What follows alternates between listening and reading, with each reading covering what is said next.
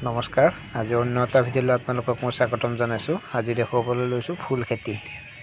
এয়া চাওক ফুল খেতি, এইখিনি হয় তেজগেন্ধাই।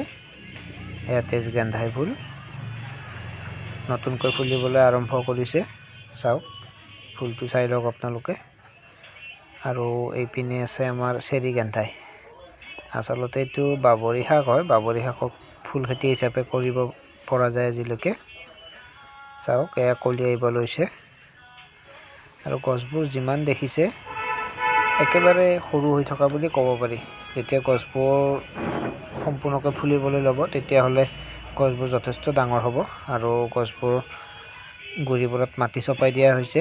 চাই লওক, মাটি এইকাৰণে চপাই দিয়া হয় যাতে গছৰ শিপাবোৰ ওলাই থাকিলে মাটিবোৰ চপাই দিলে শিপাবোৰে আকৌ মাটিটো ধৰি ৰাখিব পাৰে, তেতিয়া গছটো বহুত বৃদ্ধি হয়।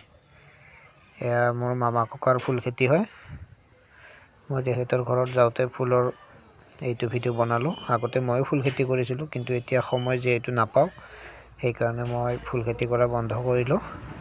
আপোনালোকক মই যেতিয়া ফুলবোৰ সম্পূৰ্ণ ফুলিব তেতিয়া মই আৰু এটা ভিডিঅ' দেখুৱাম। এয়া চাওক গছ কিমান ব্ৰাঞ্চ আহিছে। এইটোতো গছডালৰ 20%হে হৈছে, গছডাল আৰু 80% বৃদ্ধি হ'বলৈ আছে। এই ফুল যথেষ্ট লাভদায়ক যদিহে আপোনালোকে উপযুক্ত সময়ত উলিয়াব পাৰে, আৰু তেতিয়া ফুলৰ ভাল দামো পোৱা যায়। এয়া নতুনকৈ ফুলিবলৈ আৰম্ভ কৰিছে।